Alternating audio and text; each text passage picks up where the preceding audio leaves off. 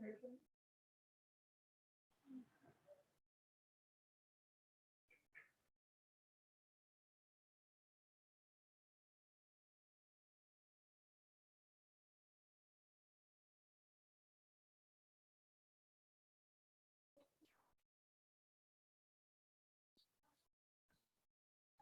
morning, everyone. Good morning, ma'am. Kulkarni sir.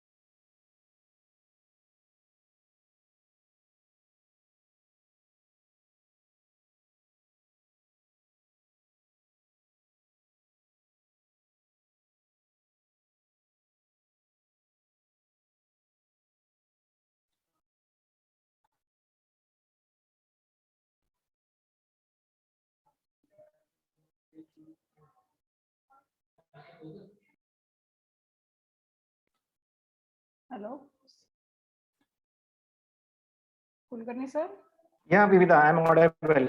Yes, sir. Please start the session, sir. Yeah. May I introduce? Yes, sir. This is third day, no? Yes, sir. This is third day. Uh, Good morning, all the participants, and the today's first speaker, Mr. Ashish Gawade. Am I audible to all the participants? Yes, sir. Yeah, fine. Thank you. This is Dr. Ravindra Kulkarni, presently working for Department of Pharmacochemistry as professor and chairing the first session. Today's first speaker, Mr. Ashish Gawade. Let me take a pride moment to introduce to the August gathering here. One of the best resume which I felt myself to introduce in current, the contemporary days right now. What a wonderful resume, and I'm very happy to present before you. He's basically a mechanical engineering graduate completed in 1998 from University of Pune, and has an thought to pursue masters in mechanical engineering. So he left to US and completed his MS in 2001 from Wayne State University, USA. The higher education still persisted with him and ideas. So completed masters in business administration in 2005 from Michigan University and Arbor, the Raw School of Business Administration there. After that, he has contributed to various corporate sector, director for Givitronics Pune, which established in 2013, and still he is contributing to the company which they have established. He has also worked as CEO and co-founder at Bottom Pyramid Energy and Environment Innovation India from 2008 to 2018. He has also contributed at the Kappa Limited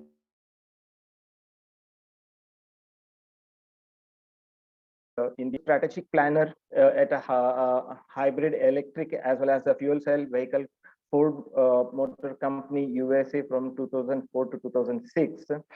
Mr. Ashish was product development engineer at Ford Motor Company USA from 1999 to 2004.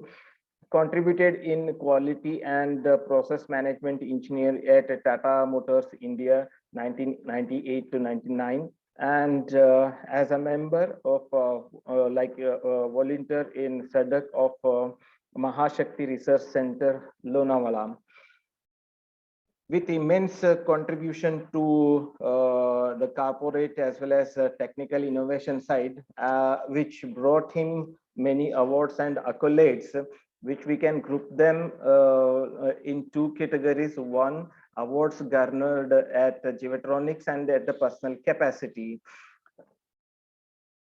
Geotronics was a winner IKMC 2020 under the category of MedTech scaling up in 2020. Winner Millennium Alliance COVID for scaling up in Africa and South Asia. Geotronics was the winner from India in Sweden Innovation Challenge, and it was a semi-finalist Global Impact Accelerator / Finland 2007. Winner of Able Foundation Award DBS 50 cohort 2017. Top 6 in Asia Social Welfare Challenge Asia Singapore 2016. Runner-up at Sankalp Global Forum 2016. Runner-up at Tata Social Entrepreneur Challenge 2016. Won first prize in lighting pitch competition at International Knowledge Millennium on Biotechnology Hyderabad 2015. At the personal level, Mr. Ashish has been bestowed with several awards. A few I would wish to highlight and present. He has been awarded Pune's Pride Award for Excellence in Innovation by Residency Club in 2014, winner of Top Management Consortium Award for Innovation in 2014, awarded the Bhairavnath Award in 2010, winner of Social Entrepreneurship Competition Boston 2009. With the immense background, I present now before you Mr. Ashish Gawade for his presentation. I extend warm welcome Mr. Ashish from the management, the staff, the committee for organizing this STC and the participants on behalf of them. I welcome you for this session. I leave this podium to you for your virtual podium for your presentation. Kindly take the charge, sir.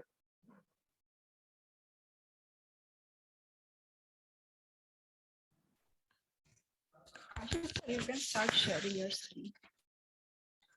Sure. Yeah. 1 second.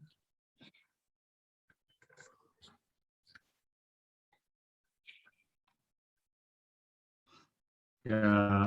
All right. Am I audible? Yes, sir. Okay. And Yes, sir. let me You are start audible, sharing sir. my screen. Thank you. Yeah. I'll start sharing my screen. Thanks for the kind introduction. It was kind of long, pretty long introduction. Yeah, all that was not required. I'm just a social and technology Sir, entrepreneur. actually, the faculty members from pharmacy and even the students are there, so they will get an overview of at least the journey what you have gone through. Okay, fine. So it's like some of us tend to do certain things earlier than others, and that's it. That's all. So there are a few things that I may have gone through earlier. I'm sure you all will go through this year, next year, 5 years from now, so on and so forth. So it's a journey that we all can share with each other and learn from each other. Fine. 1 second. Let me get my PowerPoint up and running.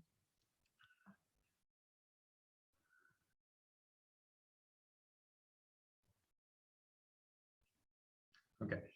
So okay. Is my screen visible properly? Yes, sir. Okay. So just make it on full slide mode. Yeah. I will put it in full slide. Okay. Yes, sir, perfect. All right.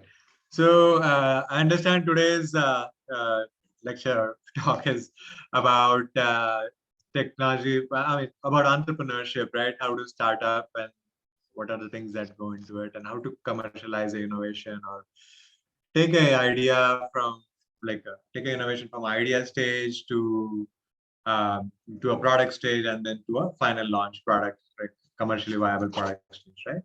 The way the reason I've named it as technology for equality is that this technology doing something for the society, like innovation, not for the heck of it or not for the heck of making money, but to make sure that there is social impact that is deeply ingrained in whatever we do. So we, as in my name is Ashish Gawade, right, and co-founder of Geotronics, Aniruddha Atre, along with me. So whatever we do, we make sure that there is something for the society or the environment in it. Hence that. So here is the broad agenda for today. Why entrepreneurship, right? And why social entrepreneurship? And it could be just social and technology, but it could be for you, it could be social plus biochemistry or social plus pharma, if you want to call it. And so why that is important, and I'll present a physics-based point of view on that. Then I'll just share a few things that we did, what went well, what did not go well, right? And what mistakes we made, and what were the learnings for those mistakes. Because in my first startup, we made a lot of mistakes.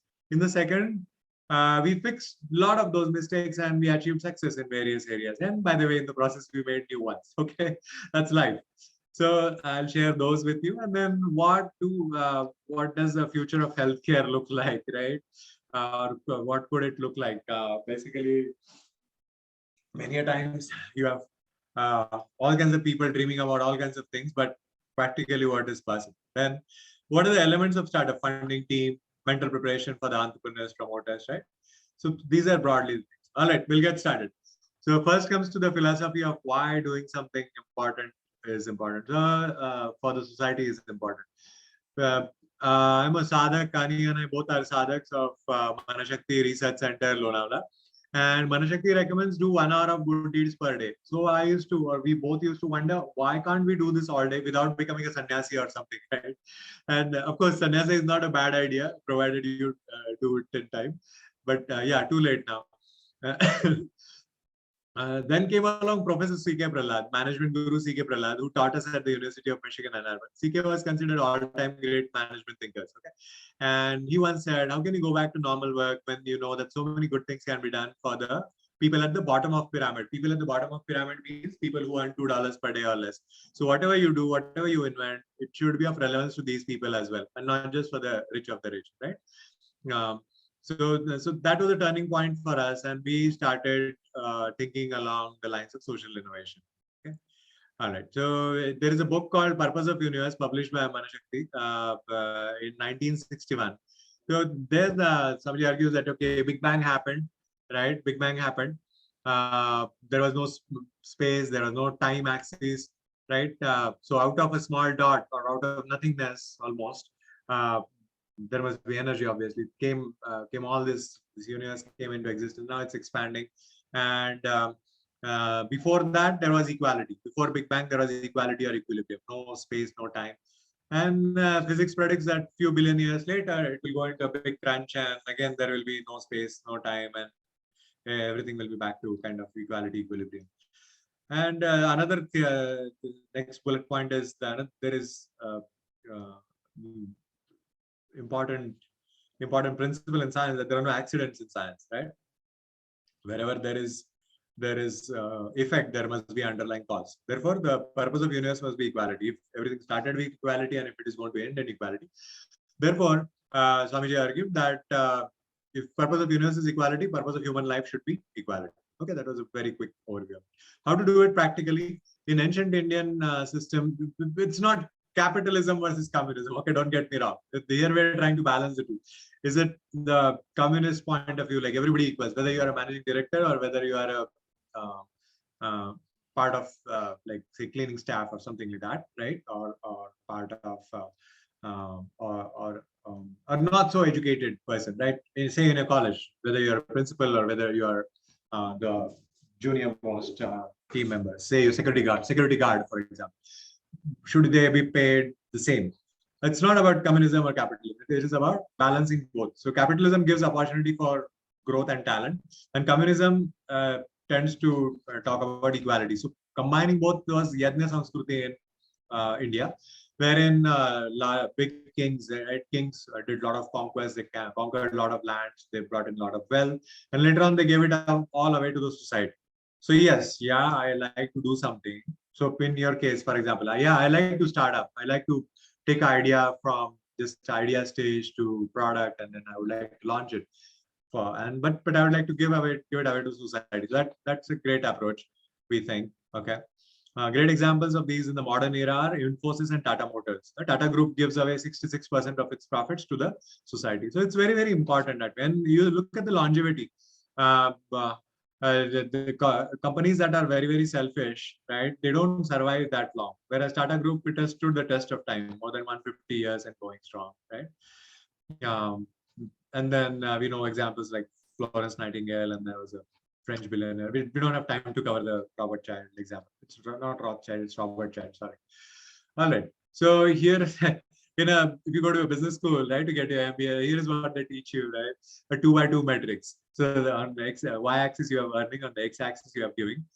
And there is high and there is low. You must earn, if you want to be sustainable, you must earn a lot, earn properly. And then you must give a lot. That's the sustainable companies, right? And NGOs would be like you earn a low, but you give away everything, like non-profits, right? And not sustainable will be like you earn low and yeah, so you give low and you try to earn high. That never happens, right? All right.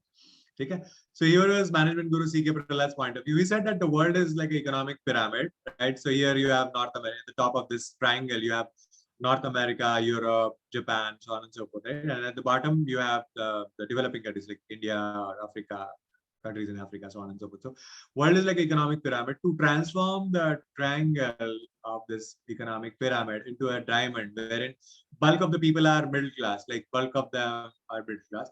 And yes, there will continue to be some people who are really rich and some people who are really poor. That's kind of unavoidable in many ways.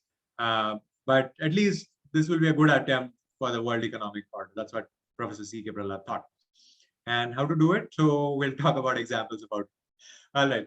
So once I was, just like I'm doing a talk today, I did a talk at IIT Bombay, and professor there was very, very enthusiastic, very sincere about what he was doing, and he was excited. He came to me and said, we are also doing something in social innovation. What are you doing? He said, we are designing a water filter.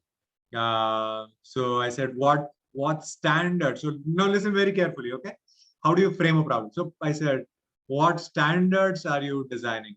How did you pick the specs for your water filter? So he said, well, we are designing to the international standard. So I pushed back and said, who wrote the international standard? Yeah, who wrote the international standard? And just because somebody in the Western world wrote it, why are they good for India, right? Or why are they good for the world? Why are they appropriate for us? He sensed skepticism in my voice, and he said, you're onto something. Yeah, I said, yeah. I told him a simple example that because we kill too much bacteria in the Western world, when I lived in US, like, the water level, the bacterial content is too low. It's like, okay, bacteria are the bad guys, we are the good guys. That's the wrong approach. And in Pune also, Pune water quality, they've called as improved, quotations, okay, improved over the years. And improvement means killing more life in that water. Now what happens is you have less bowel movement in Pune, people get all kinds of digestive diseases like piles and so on and so forth. But if you go to smaller towns away from Pune, smaller districts, there the water level is not as pure, right? There is more bacterial content and the bowel movements are better. So having the right standards is very important. So point one, okay? Don't blindly design to international standards, okay? Just because it was invented in the West doesn't mean they're gods and doesn't mean that it is the right approach. We should have fundamentals very, very clear. Like this is an area of research that somebody could do and come up with better standards for India. What level of bacterial content is good? Which forms of bacteria are good? So on and so forth. Right? So that's that. Then you have Arvind Eye Hospital. We have time today, right? I would love to show you these videos. One second. Have you heard of Arvind Eye Hospital? Has anybody heard of Arvind Eye Hospital?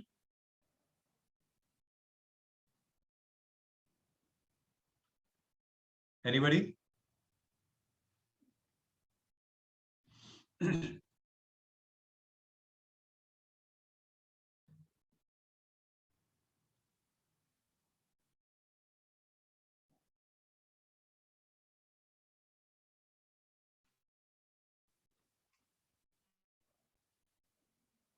Um,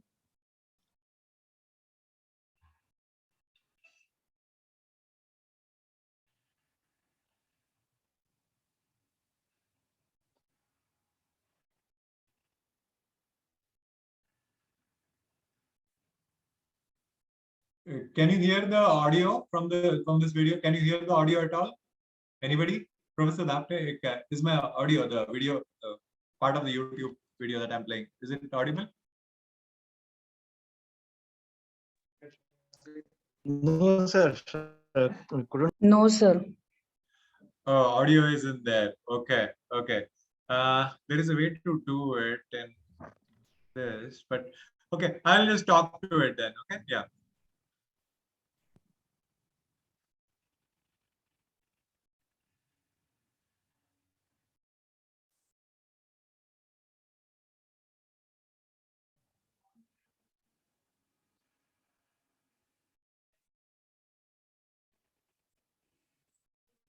So here's a man, Govindappa Venkateswamy, who started Arvind Eye Hospital as a 11-bed hospital. Hello, sorry to interrupt you, Dr. Gawade, but both audio and video, both are not seen actually. Oh, audio and video both are not seen. One second.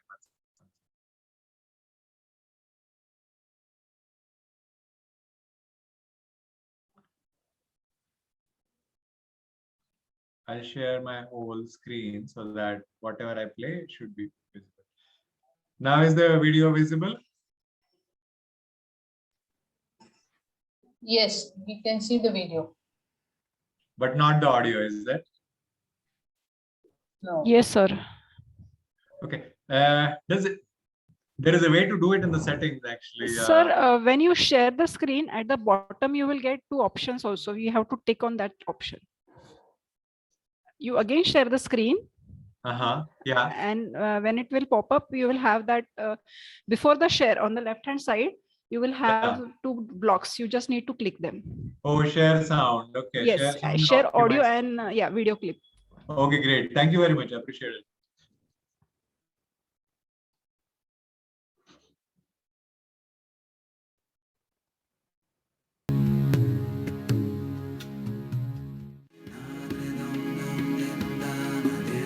Dr. Govindappa Venkateswamy was 58 when he founded Aravind.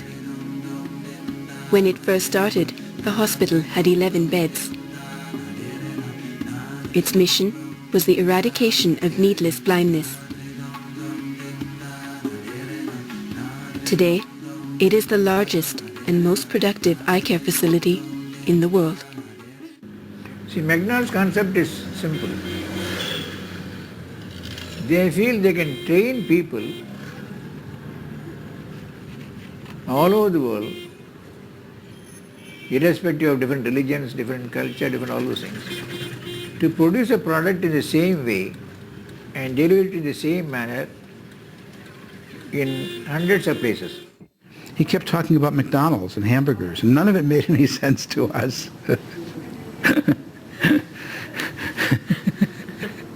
He wanted to create a franchise, a mechanism of delivery of eye care with the efficiency of McDonald's.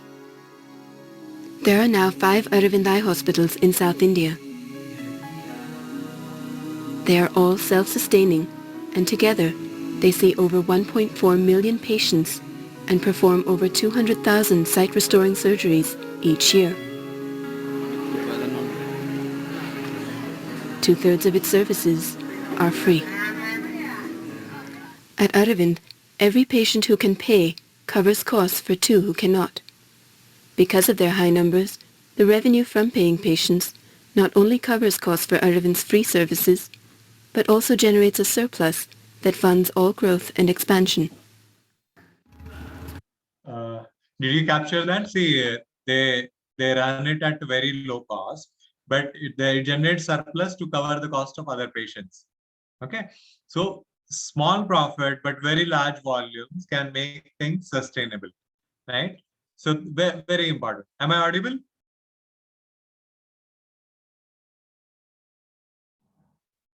Yes, sir. Yeah, audible. Okay, yeah, great. And Arvind Hospital, right? We'll continue with the clip. And All the hospitals send medical teams into the villages. Patients requiring surgery are brought back to the base hospital, where they receive food, lodging, treatment, and return transport completely free of charge. Close to 50% of all the patients Aravind treats are sought out and brought back to the hospital through these screening eye camps. And I don't insist upon that man must pay me before I do anything for him. I said, give the sight man, let him give whatever he can give. If he cannot afford, doesn't matter, he can give later. So priority is for human welfare.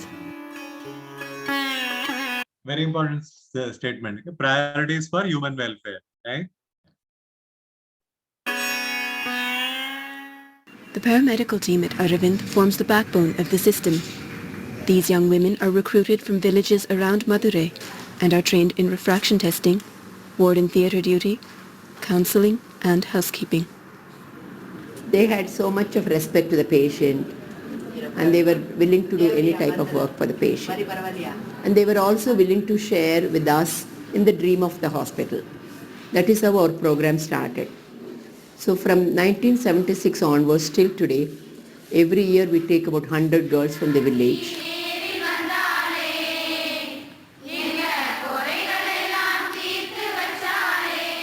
Four highly trained paramedics assist each doctor, thus optimizing the surgeon's time and skill. In this way, a doctor at Aravind averages over 2,000 surgeries a year, against a national average of 220. Doctors are not paid extra because they are doing more operation. But the other way it helps also. Ours is a teaching institution. The more patients are there, the better the training can be.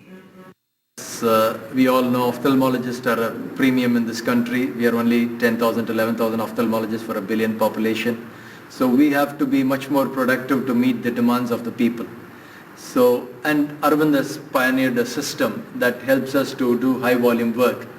And I think it's a work in progress. We have reached probably 40-50% of what one could do. Okay. This is the intraocular lens production facility which we started in 1992 with support from Seva Foundation in US.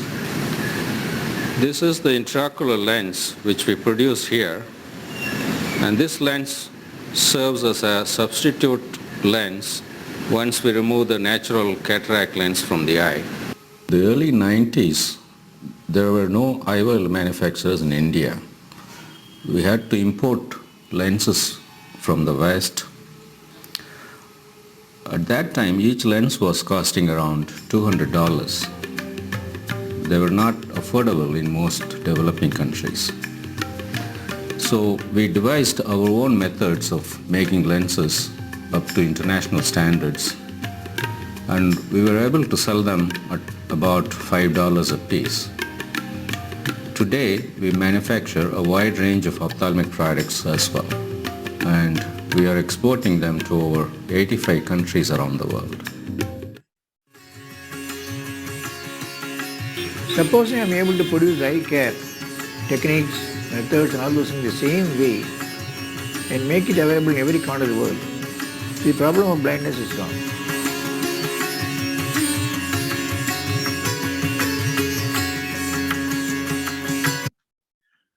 Very nice sentence. Intelligence and capability are not enough. There must be the joy of doing something beautiful. Okay. All right.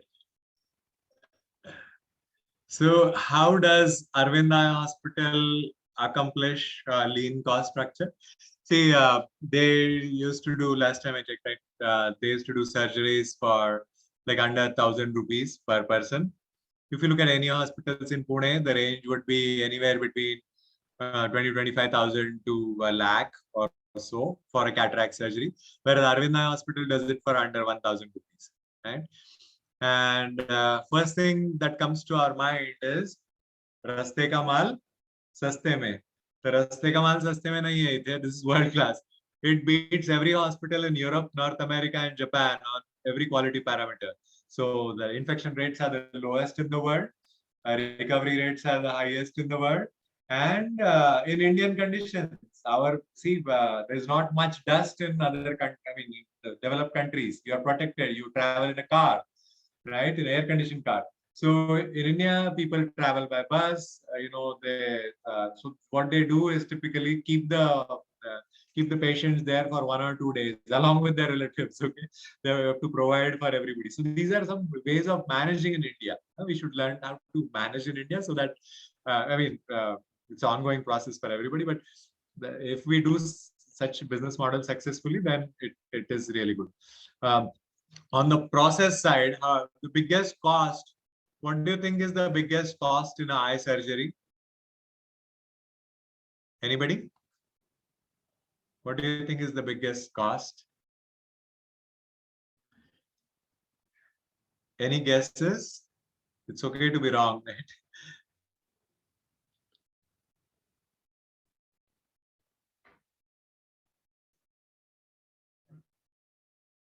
Anybody? Am I audible?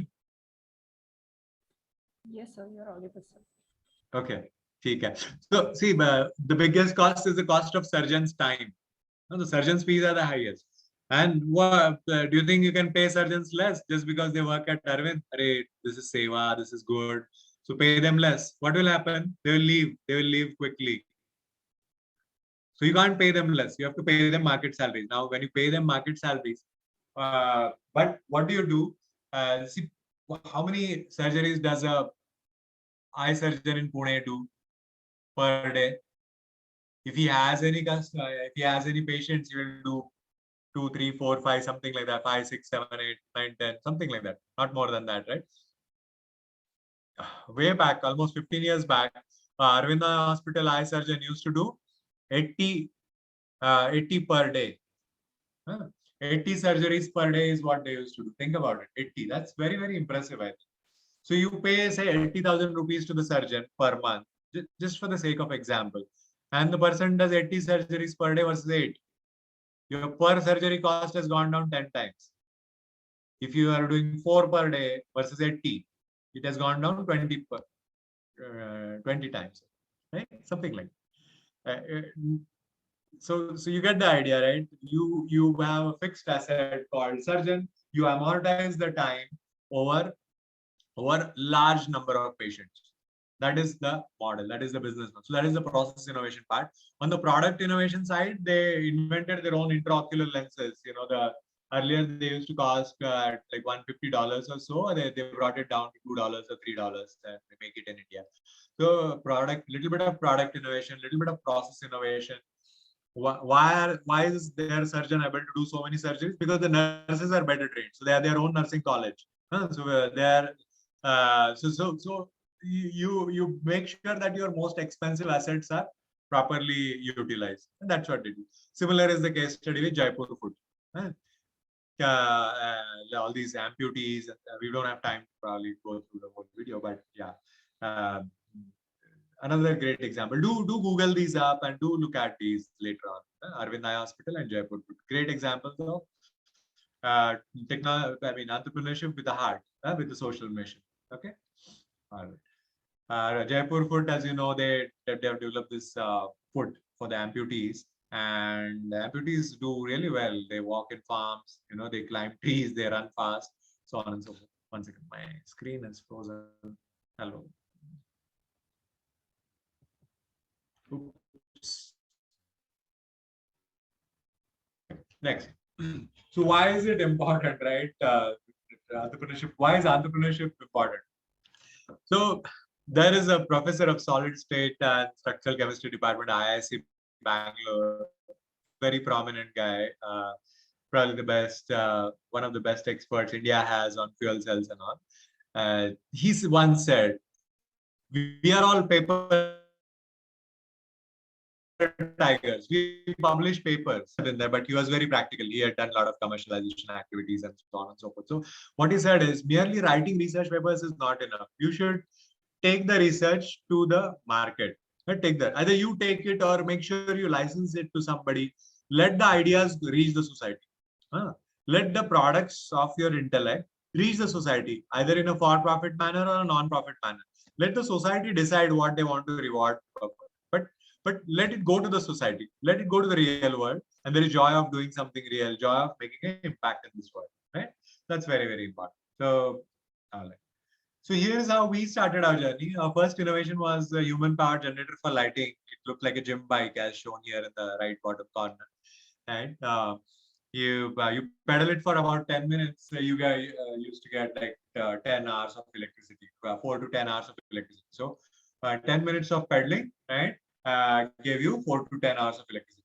And on a per unit basis, per day basis, it was cheaper than the cost of kerosene.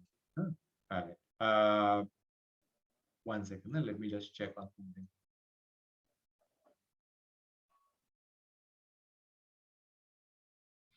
All right. It was cheaper than the cost of kerosene on a per day basis.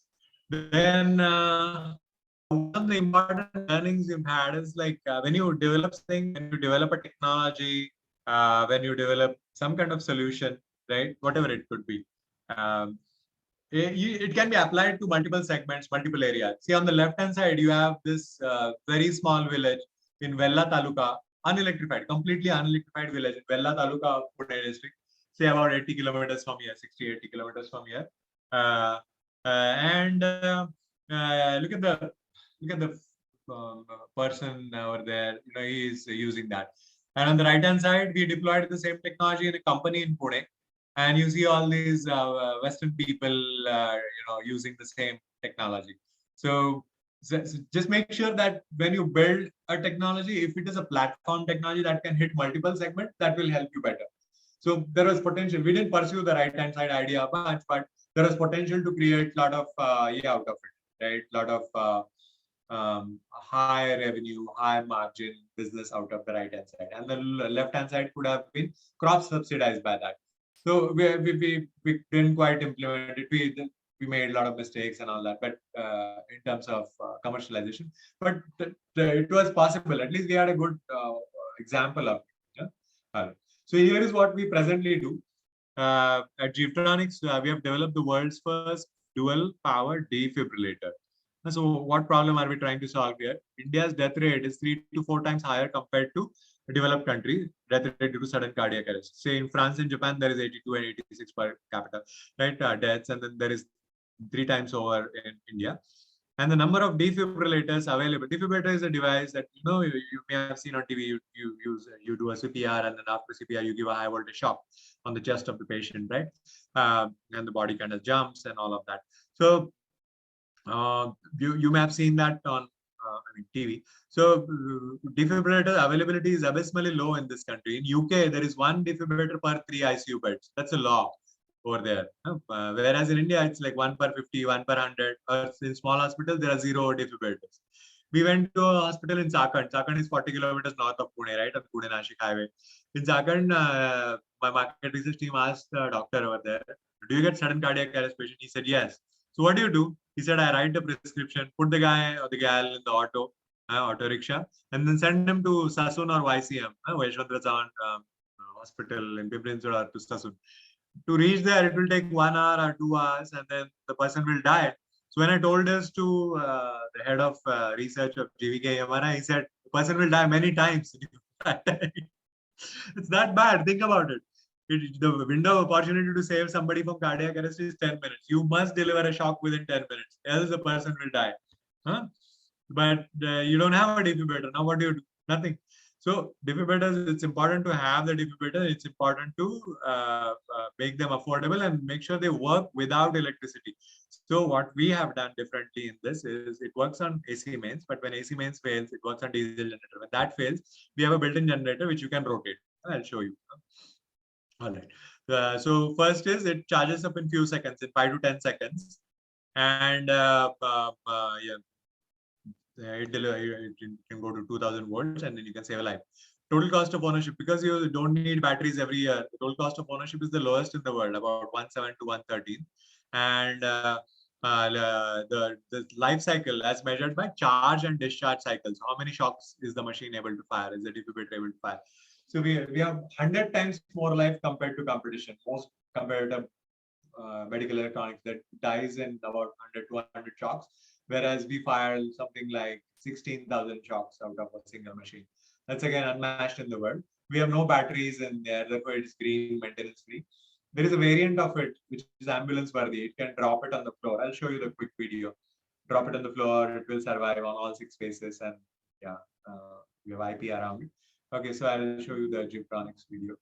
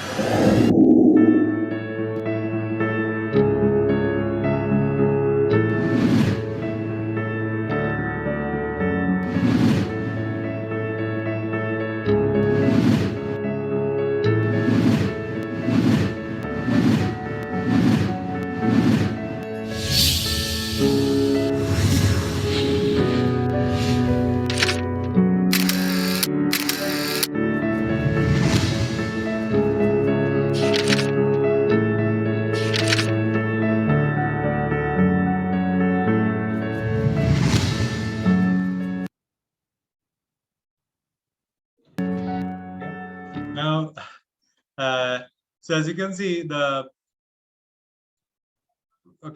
show you the ambulance grade video, okay?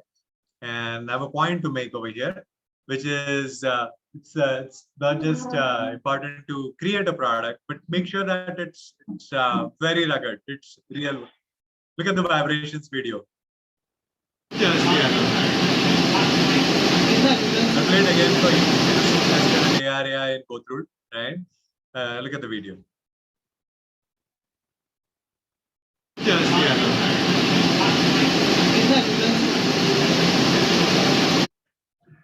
And yeah, so as you can see, the real world conditions are very different. So if you have not engineered for ambulance vibration, chances are it will fall to pieces within few months of usage. Okay, so it must work in on the Indian roads, right? You all get the idea what it means. Rural Indian roads, in fact, it should work for the army, right? In all this is actually being used by Indian Army in Bikaner near the Pakistan border. It's used by Indian Army in Kashmir, Uttarakhand, in extremely cold temperatures. So hot temperatures of Rajasthan, cold temperatures of Kashmir, Uttarakhand, right? And it's also used in Tamil Nadu. So let's now look at let's look at one more video. Okay, oops, where is the drop video? One second. So one of the conditions to make it ambulance worthy or to declare it ambulance worthy is it should survive a drop on all 6 phases. Okay, so look at this. My colleague is dropping this on the floor from about 2.5 feet. Okay, and they do it on all 6 phases. Okay, they do it on all 6 phases. Real patients have been saved. This is a deployment of AIMS Nagpur, All India Institute of Medical Sciences Nagpur. Then Mahan Trust in Meghat Tiger Reserve, they have also used it. And this is Dr. Prakash Amte's Lok Biradri Prakalpa, Hemalka Sagar Chiroli. They have also used it, and they actually saved a patient here. And same with AIMS Nagpur, they have used it on COVID patients. A lot of COVID patients were saved during the second wave. Okay, so my point is, I mean, this, I'm not trying to sell you anything here, right? Today, it's about heart-to-heart sharings. What my point here is, when you engineer a product, make sure it works for real world conditions, right? Which should work for real world conditions.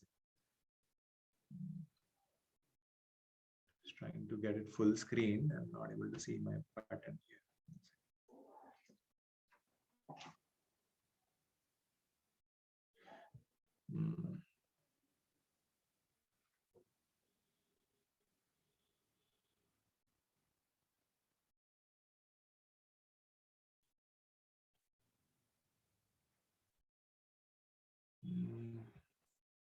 Okay, is this visible properly?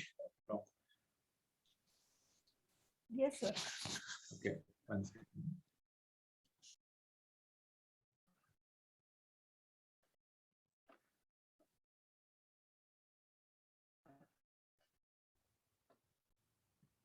All right.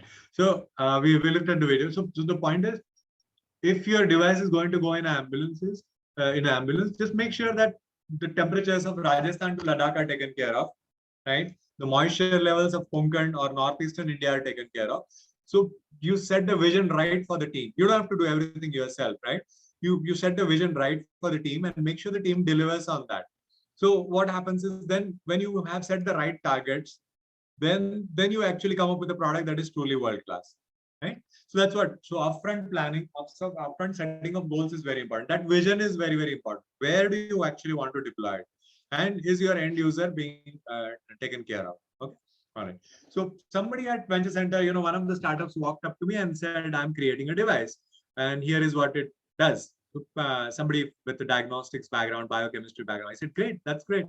So just an idea occurred to me. I said, can you make it 20 times faster by deploying it? You'll still have the same electronics hardware inside. And why don't you create 20 pallet should be able to process 20 samples in parallel? What will happen? Remember Arvind Eye Hospital? It will be 20 times cheaper, right? The cost per unit will be 20 times cheaper. You're using only one manpower for it. So manpower cost is reduced. It will be faster, so on and so forth. And make sure it's as accurate or more accurate than the best test that is available in the market. So research to product development, that is the difference. In research, what we do is we come up with something that works. You prove the science. Here, the science is working. This molecule is efficacious. This is working. I have a way to diagnose this. This test works. Fine. Now, when creating a competitive product out of it, make sure it's 20 times faster, 20 times cheaper, as accurate or more accurate, and easy intuitive. Look at the Android apps. There was somebody asked me recently, they were trying to find a home for their daughter here in Kothurud. So we looked at a website called nobroker.in, and I said, I've never used this. Why don't we try it? These days, the app development, it's so beautiful. They design it so nicely. We just put in some numbers, what area we wanted, and within Kothurud we selected, and quickly it showed us various options. And then we put his number, and within few minutes, the owner of that property called him, and he was able to set up an appointment. So make sure it's very, very user friendly. So compare today's Android apps versus the DOS computers of like 20 years ago, 30 years ago, more than 20 years ago, 30 years ago, even before my generation, in fact. Yeah. So that is the difference. So make sure you enjoy a lot of customer love, customer affection, right? So it should be very easy, intuitive. Then the last part is descaling the work. For example, if you invent a diagnostic test and you need a BSc or a MSc operator to use it, that's not fun, right? That's expensive. Why can't you just get a 10 pass person to use it, right? You will democratize it better. You will be able to deploy it in, say, the small talukas, small cities, so on and so forth. The ROI will be higher for your customer, right? The return on investment will be higher for your customer. And the spread will be equality. Remember, it's spread to villages, small towns. You will make more sales. The society will benefit. So it's like win-win-win. So when making a product from an idea, do keep in mind all these things, and you would be able to add 10 more things. This is just the example that I came up with recently based on an interaction with somebody. All right. Pursuit of excellence. One of the important things is that one of the approaches is aim to be world number one. many a times we notice that, okay, we are the best in the city, okay, with the best in the city of Pune, which is 30 kilometers by 30 kilometers.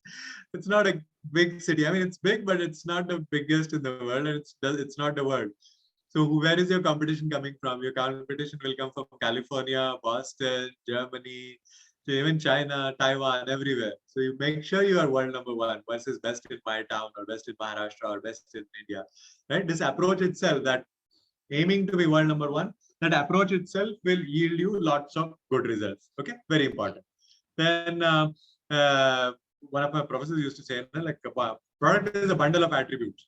So find out through multiple. We did 5 rounds of market research when we came up with this defibrillator, and we spoke to cardiologists, we spoke to emergency physicians, we spoke to biomedical engineers, we spoke to nurses, ward boys, we spoke to thank you.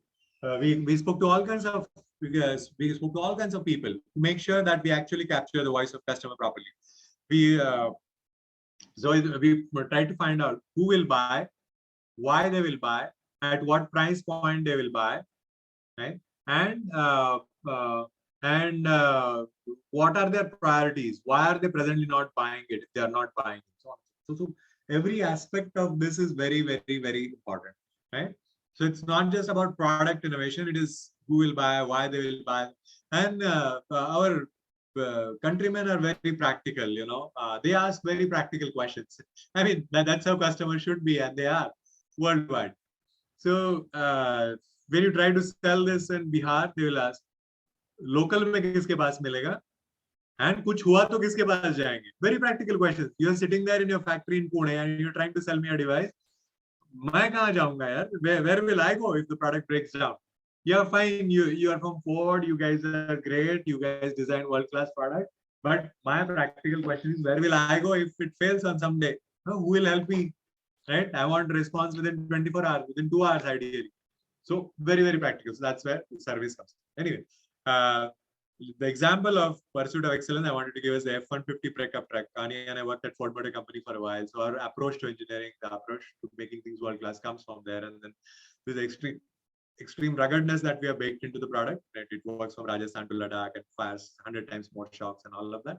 That approach comes from Ford. So at Ford, the F-150 pickup truck had been the best-selling truck for 25 years. So I tried to find out why, what makes it the best, right? And then there were attributes of a pickup truck that I looked at. And I realized that the best pulling ability. Americans love boats. They own boats. They go take their own boats and go into lakes for boating, fishing, and all of that. So to be able to pull a big boat is important for Americans.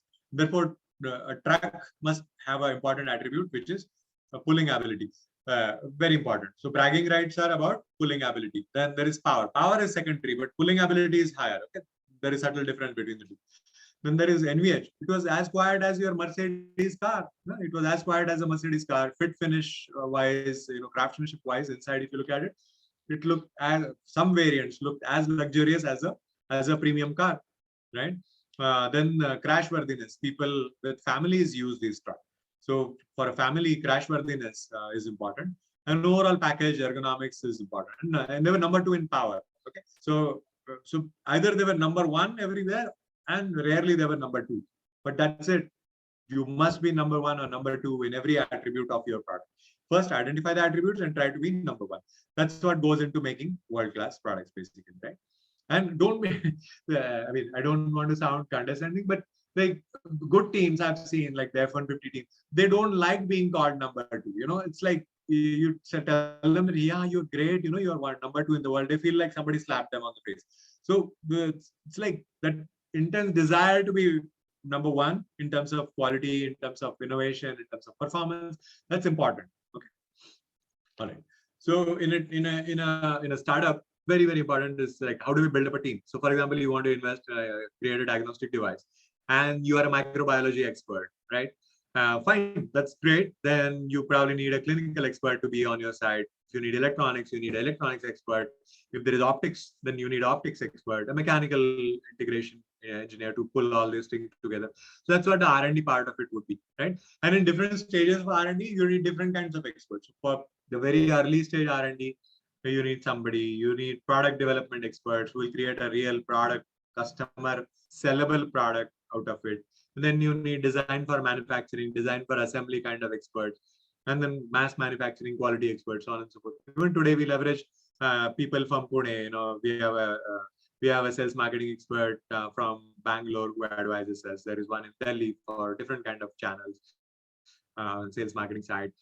We have ex-Philips and ex-automotive manufacturing and quality expert advising us, right, on the A side of it, on the quality and manufacturing side of it. So see, you don't have to know everything. First principle is you don't have to know everything.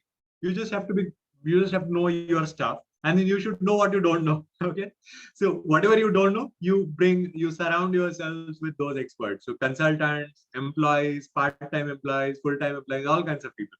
A good combination of part-time, full-timers, everything. Okay, and then go-to-market strategy is important. Business development is important. I can do these two, but day-to-day sales, I can sell, but managing a sales team, it's kind of boring. I find it boring personally. Okay, so I need a national sales manager. So the day I raise funding, I'll make sure I have a national sales manager to handle that. So you should know what you like and what you don't like. Don't like something, fine, that's okay. Of course, try to learn, but try to get an expert. And then CEO, somebody should be a CEO whose full-time job is to do fundraising. Okay, I have a slide on fundraising. We'll talk about it separately in various stages. Okay. And then manufacturing operations, you may decide to do it yourself, or you might choose to outsource it. I understand you are all pharma, and pharma requires a lot of stringent manufacturing practices like GMP facilities and US FDA approved and all of that. But fine. So either collaborate with somebody or do it yourself. Either way. Regulatory experts, and then at Venture Center Pune, you have the IP department, right? The IP-based department. They'll help you write patents and do trademarks and all kinds of stuff. In general, it is recommended that you set aside 10 to 15% of shares of your company for employees. Okay, so to hire experts, employees, depending on your experience level in the industry and all. So if you have less experience, you should spare more shares to distribute it. If you have a lot of experience, you've done a lot of things, then you may not. It's completely up to you. From equality point of view, again, it's a good thing. So that's all good. And Pune is a great place for this. We have a great automotive vendor base. All mechanical, electronics things can be done for you. A lot of retirees are available from government labs. There is National Chemical Laboratory and 44 other labs in Pune, right? So wonderful place for innovation, retirees from experts, IT, automotive, a lot of college academic people are available. So do leverage the Pune ecosystem. I think. And the last point here was good combination of consultants and youngsters. That also helps. Okay, so that's what we've been trying to experiment with, and so far the results have been good. All right. So coming to ideas. All right. So here's my favorite slide. I keep asking this question. This is London train station. There's a Kolhapuri chappal. And here is a cow. So can you come up with an idea that could be common for all three? That would be applicable in all three settings. I'll give a hint. I realize I'll give a hint. Hint is that technology, say, it generates energy, and it's an energy generation thing in these three scenarios.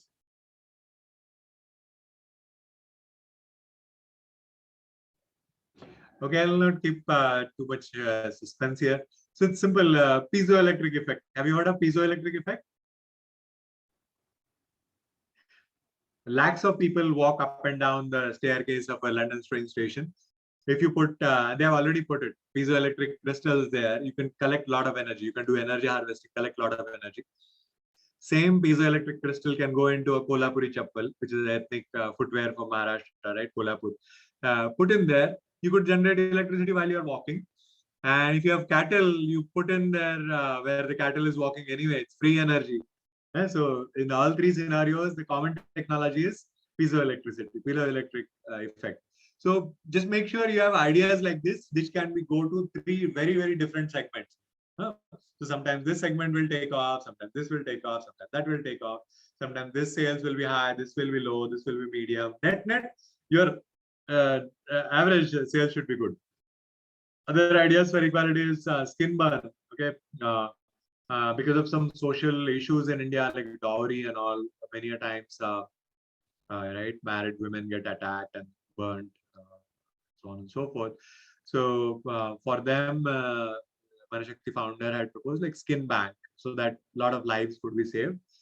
In Western countries, even if somebody is 95% burned, you can save the person using skin from a skin bank, from people who have just recently passed away. And whereas in India, if you are burnt more than 50%, you die.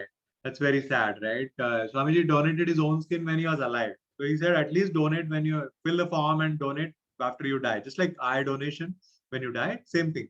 So skin donation. This can be run as a non-profit, I guess, or whatever. And similarly, in agriculture, climate change is happening, global warming is happening. How do you create crops that work with present scenario, right? Present climate. We need water management experts. We need electronics people to conserve water, use drip irrigation, monitor it. You need agriculture scientists. You need a chemical engineer. We can put a team together, a good multidisciplinary approach, a good multidisciplinary team to make it. And yeah, you can try it out. So I'm just throwing out some ideas here that you could try. And then there is mind technology. By the way, this is very, very interesting. Google up Dr. Rupert Sheldrake. He's a Cambridge-trained scientist, a great scientist, I think.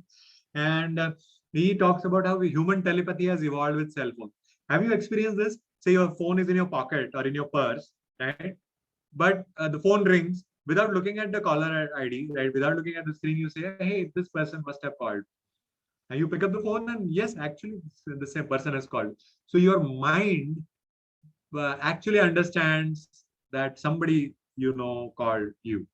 And many times it's surprising. The person has not called you for a year and then suddenly you remember the person and the person calls. So it's I have titled it as mind technology. So it's interesting how human mind is also evolving with technology, right? Then there is a book called Train Your Mind, Change Your Brain by Begley and Dalai Lama. And earlier, the scientists used to think, the traditional Western scientists used to think that mind is just a chemical phenomena inside your brain. It's not, right? Mind drives changes, tangible material changes to the brain, and it's been proven. And a lot of things are possible. So that is one great area of research in case some of you are interested. And then there is again the cell mind versus organizing mind. Bruce Lipton has come up with similar ideas. Manashakti has come up with similar ideas. And today in healthcare, we think in terms of only devices and molecules, and so like just drugs and surgeries, right? Why can't we have a more holistic approach towards healing? So that itself will give us work. And with education also, there could be like combination of intelligent quotient and emotional quotient, spiritual quotient. Today, that's not a topic, but we'll keep going. But I just threw some ideas here and there that some of you may like to work on in future. So yeah, we are all worried about COVID, or everybody's speculating about how it will evolve. Scientists say that it's a zoonotic disease, right? So what did we do? We destroyed forests, we killed pangolins, we as human beings, right? We killed bats. And then guess what? The virus that lived inside the bodies of pangolins now wants to live with you. And when you find it inconvenient, you say it's I got COVID. So by the way, don't get me wrong. Many of my close relatives also passed away due to COVID. People younger than me also passed away. So it's been sad from humanity point of view, but look at what we are doing to other species on Earth, right? We are destroying all other species, and that's not fair, right? That's not fair. I mean, pollution levels went down, critters, a lot of animals roam freely, dolphins were seen near shores, Himalayan peaks were available, visible from Delhi and so on and so forth. So yeah, vaccine companies are out to sell you vaccines. They are recommending 1 dose, now 2, and then there are booster dose. Yeah, fine. But it's not even proven. It's not even proven. There is, so I'm in a group of various scientists, WhatsApp groups of various scientists who are experts in genetics and vaccines and all kinds of. I'm only the odd man out, probably only engineer sitting in the group of life scientists. And here is what I hear them. He said initially when they started to roll out the vaccine about 1.5 years ago, 2 years ago, there were people who said vaccine is bad, right? And then all scientists, mainstream scientists and pharma companies said, no, vaccine is important. And now there is no evidence that the vaccine is working properly, any of the ones, okay, across the world. And yeah, there are theories about the side effects and all of that. But now the pro-vaccine lobby, if you will, the vaccine companies, they are saying, no, vaccine is a dogma. Vaccine must be used without evidence. And science is all about evidence. So why be on either sides? Why can't we tread the neutral path? Why can't we just say, let's accept truth versus, okay, vaccines are good or vaccines are bad. Both sides are wrong. Let's tread the middle path and see what we come up, what science has to offer and what evidence-based, what evidences become available, right? And in the process, we have created too much trash, too much masks are getting dumped into the rivers and water bodies and so on and so forth.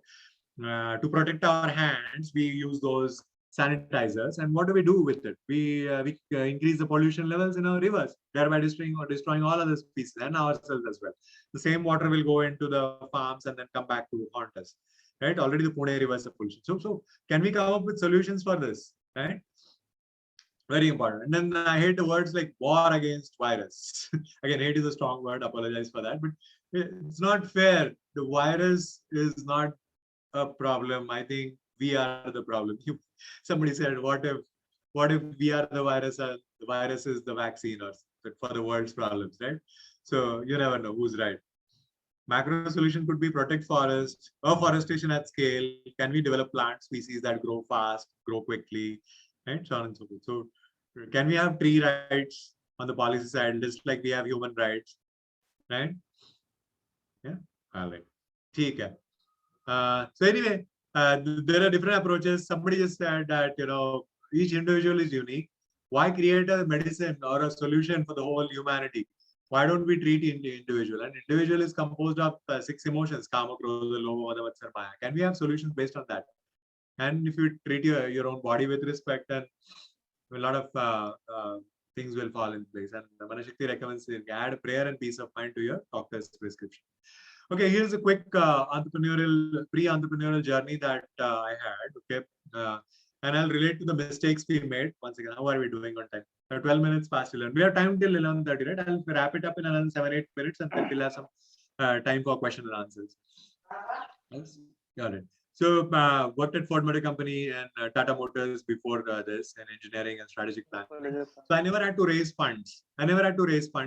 All my suppliers were gigantic companies. All these companies, Siemens, Bosch, Visteon, they were all $25 billion, $50 billion, $70 billion kind of companies, very large companies.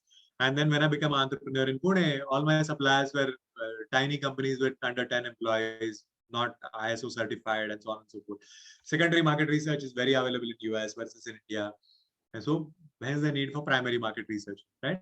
So all these are challenges that you encounter when you try to make a transition into entrepreneurship. Venture Center, we are extremely grateful to Venture Center Pune. Do write it down. Venture Center has a website also, Venture Center Pune, which is part of NCL, and BIRAC. They really helped us a lot. And initially, we had never raised funding. We didn't know how to write a funding proposal. We were very, very bad at it. We always hired immature team in our first startup. Okay, we hired an immature team, very young, fresh, B Tech kind of engineers, right? So when we got some funding, by the way, see if the BIRAC call is open. I think it's open till 15th of February. Okay, you could apply for BIRAC funding if you have idea. BIRAC BIG, Biotechnology Ignition Grant, is 150 lakh grant that you could avail of, and you could apply through Venture Center. If you are interested, write to me or just message me. I'll put you in touch with people at Venture Center. So BIRAC. Then the next stage was after they gave us a grant to create a proof of concept. Once the proof of concept was done, then IIPME kicked in. It was for medical electronics. This was funded by Department of Electronics and Department of Biotechnology, DBT. So So IIPME grant came in. After that came in Indo-US Science and Technology Fund. So then came the Indo-US and Technology Fund. So these three grants came one after another, and then that helped us complete our product development. We were able to hire better teams versus less mature teams. We hired people with MTech degrees and work experience, right? And even if you look at our product pictures also, our present product is liked by everybody. Whereas in our previous startup, we kind of tried to do styling ourselves, right? So we are not stylists. So we just didn't do it well. It looked like a nerdy, geeky product. No, that's not good. It should look very appealing. Product should look nice, right? So we hired a stylist in-house, and he did a wonderful job with it. So, just having good teams around you helps, and funding for that is important. Earlier, we used to assume that, okay, all source of wisdom is US, right? When you don't find something in India, you go to US to find something. Parac sponsored a trip to Slash and sent us to Finland. And then we started to look at even European Union as a source of technology or collaborators or distributors or even employees sometimes so on and so forth. Earlier, it used to be just two co-founders talking about something. Now there were a lot of Parac who did a lot of peer-to-peer talks with globally known dignitaries. There is somebody who sits on the Nobel Prize committee. Okay. So like when you talk to people like that, that really helps, right? So very, very important to talk to more people. Don't just restrict your content to yourself or just two co-founders, three co-founders. Talk to everybody around the world and you'll get much better ideas. Earlier, it was only engineering. This time we said, we will do market research first. In our earlier startup, we said, okay, here is a problem, we will create it, come up with a solution. This time we said, okay, who will buy, why they will buy, at what price they will buy. And then based on when we got all these answers, we said, then we will work on it. Till then, we will not work on it, right? I already mentioned about the styling. We had an industrial designer in-house to do the styling of the product. And instead of having earlier nerdy, geeky products that we came up. Again, there is patent landscaping, patent strategy, trade secrets, and then overall, you need some good combination of all these to have a good IP portfolio. So all that is kind of Venture Center helped us with that through formal training and through their IP-based department and all. Okay. So you can also avail of the same facilities over there, right? They're available. Freedom to operate analysis, patent training. And instead of just coming up with long-lasting products, we were good at it. We are good at it. Okay, coming up with long-lasting products. So it's like long-lasting products that are stylish and delivered at fraction of the cost globally. That's what we are transitioning. So from long-lasting products, we also went to stylish products and delivered at a fraction of the cost. And now we are trying to take it globally. So last portion is still remaining. We're working on it. Okay, it's always work in progress. So all knowledge in-house versus networks, consultants, advisors. Even today, in fact. I had promised this time slot to your team today, but our consultant on sales marketing is here. In fact, we are having all-day meeting with him yesterday. We did it yesterday and then today also. So I'll go back to that once we are done here. Okay. By the way, I would like all of you to make a note of this website. Depending on what stage your idea is, do look at this funding roadmap posted on Venture Center website, funding.venturecenter.co.in. Please write it down. If you just put funding by Venture Center, today you'll find it. Wonderful map. So if you have an idea and you want to take idea to proof of concept stage, there is one type of fund. From proof of concept to product stage, there is another type of fund that you should apply. So you should know which doors to knock on. You should know where to apply. Okay? So that is that. And from product to mass production and scaling up globally. So there is funds available for each of these, and do look at they last time I checked, there are more than 50 type of funds available here. Okay? So do look at it, do go meet them and all that. All right.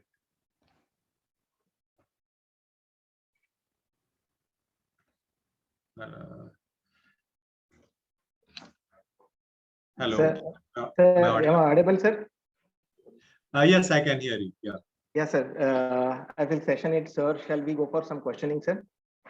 Yes, this is my last slide. I'll quickly mention this and we are done. Okay, last slide. Okay. Sorry, apologize, sir. I thought that it's no problem. No problem. So quickly, should everyone become an entrepreneur? The answer is yes and no. Okay. So it depends on your temperament. This is not talked about, okay, outside. It's like fear, rage, courage, and peace are the 4 types of temperaments, depending on where you belong to.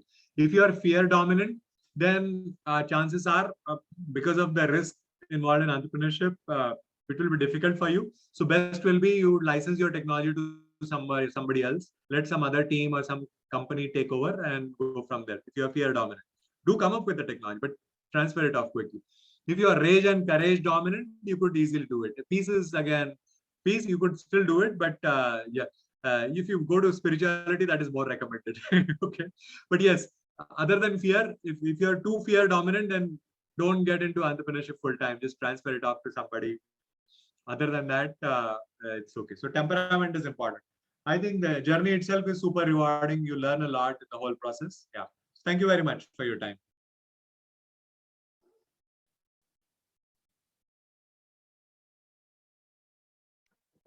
Thank you, Mr. Ashish, for guiding all participants from scratch to entrepreneurship with how to make out ideas, everything. The session is open for questioning. Participants, I feel you must explore this opportunity to talk to Mr. Ashish so that you can also become next level entrepreneurs.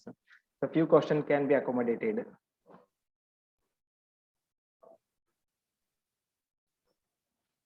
Participants, am I audible? Yes, sir, you are audible, sir.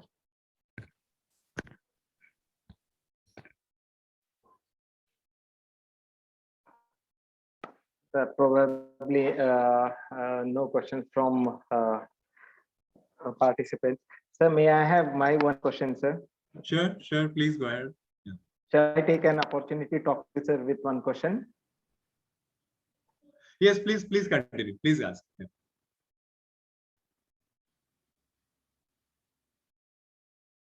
Hello. Yes. Hello.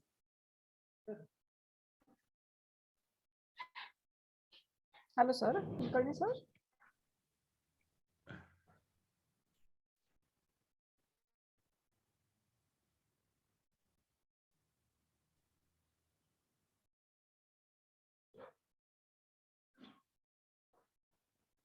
Is there an audio problem there or So signal? their end, he will be having a problem because still we are having that fluctuations in power supply.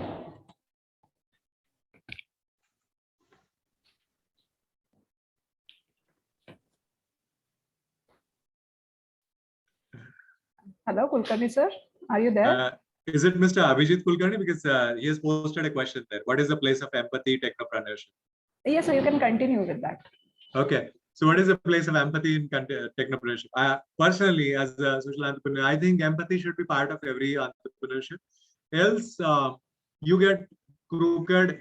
Else, you get crooked nexus of corporates and politicians.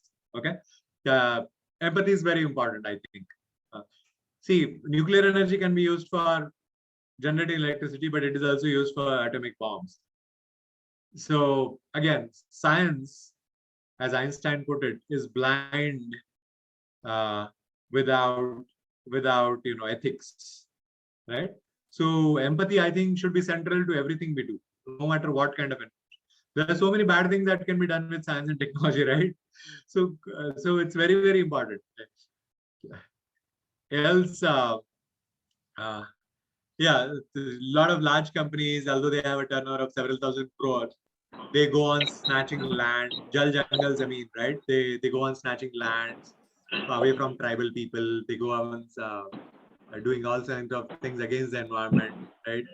So on and so forth. So taking care of people, taking care of environment, I think is very, very fundamental. It should be central. So empathy should be very, very central to any kind of entrepreneurship. Else you are only focused. What happens is naturally when you want to just prosper, naturally it turns towards just making money, and that's sad. Sir, I would also like to continue with another question, which may be little of it, but need to ask you. Now we are hearing much about 3D printing and prosthetic arms and prosthetic development, but when we see its regulation in health care system, how do you see the 3D printing? Because it is a revolutionary idea, or you can say groundbreaking research how do you see its future in a regulation? If you can do something about it, it's a wonderful idea. For example, the Jaipur food that we have, right? The Jaipur food could become even as close to a natural food if you can put some intelligence in it. So it's a wonderful idea. I think there is a lot of potential. Just the number of amputees is very large because of road accidents. There are so many two-wheeler accidents in India. If you just look at the statistics, a lot of amputees exist in India alone. So if you put India plus the global markets together, I think there is a need. It's a societal need. So that's what I said. Do it for profit also. That's okay. But take it to the society. It's a great idea, and definitely there is a startup DD Labs in Venture Center Pune. They're working on a prosthetic arm. Do talk to them. Yes. Yeah. If you message me or email me, I'll put you in touch with the entrepreneur. I'm sorry. He's a good friend of ours.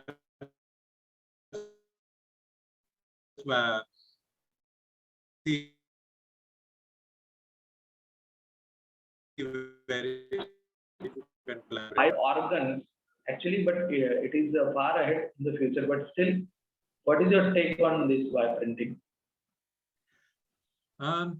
There are two ways to answer that. One, in general, I mean, it's if it works well, it's a good idea. But I'm not an expert on that area of bio. Okay? So I won't be able to comment on it with authority as somebody from bioengineering would. I'm more of a mechanical engineer and I run a medical electronics company. So I understand more of those things, right, as applied to human body, whereas just growing the organs and so on and so forth. But directionally, I mean, there is a need in the society for growing organs and so on and so forth. I can see that. And again, seems like it's a need of the society and should be done. It's all good. But I am not expert on that area. Okay. Thank you, sir. Thank you. Yeah. No problem. There's a question: what are the regulatory requirements for medical device startups in India? So yeah, there is now the CDSCO, right? The CDSCO has come up with guidelines for medical devices as well. It had been governing the pharma industry already. Now it is starting to regulate the medical devices also.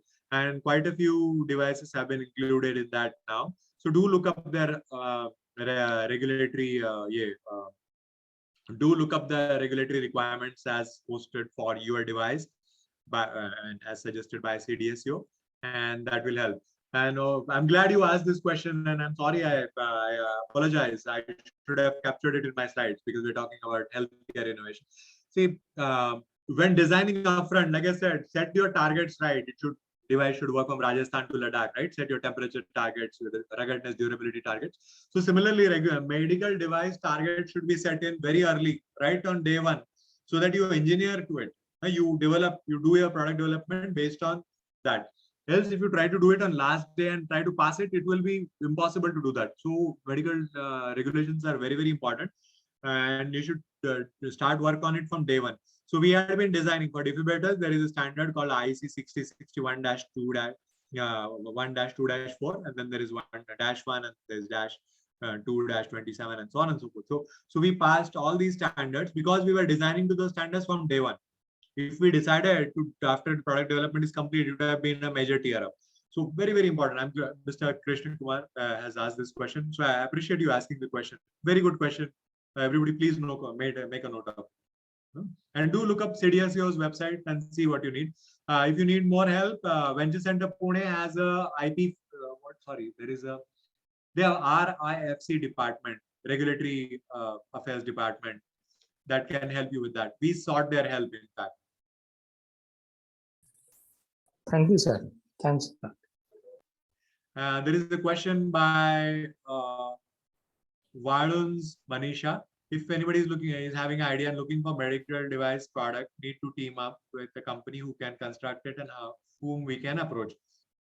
There are a lot of ways in which this can be done. So for example, if you are from life sciences background and you know your science well, but you don't know, say, the engineering aspect of it, the electronics or the mechanical aspect of it well, you could team up with, say, somebody like College of Engineering, Pune, but somebody who is practical, okay, not theory. So somebody who has done it, or you can just write to me. Just message me. I will put you in touch with right people. I know quite a few firms in Pune who could help you with electronics development. There are others who will help you with mechanical development, who will help you with styling and so on and so forth. There are styling studios in Pune that can help you, but just make sure you do your non-disclosure agreements properly. Please do your non-disclosure agreements properly. Make sure nobody steals your idea. So having good agreements in place, don't even discuss the idea with anybody unless you have the non-disclosure agreements in place. Okay, very important. Always have your agreements in place and then start talking to people. Does that answer your question? Yeah. Thank you very much, sir. Yes. No problem. Yeah. My phone number and email ID should be available with Professor Vividha Dhapre. Yes, sir. I'm going to give the mail ID of all the speakers to the participants so that they get connected with you, sir. Sure. Great. Thanks. Thank you, sir. Any other questions? The questions, the participants can unmute and ask if there are any other questions.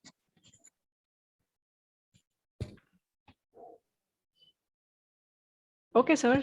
So thank you, sir, for the enlightening session on the medical devices startups. And also the participants had asked questions and you had answered them very well. And thank you, sir, for being with us and sharing your valuable journey along with the examples that you had given.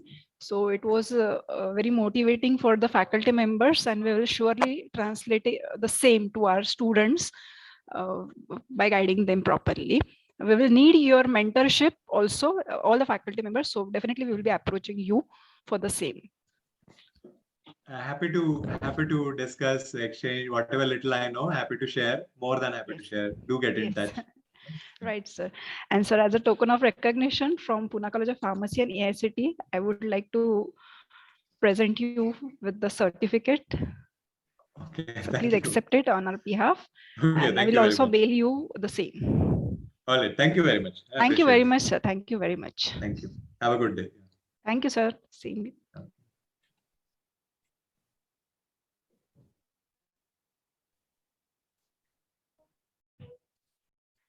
We will be joining another session after at 10:40. We'll be joining for the next session.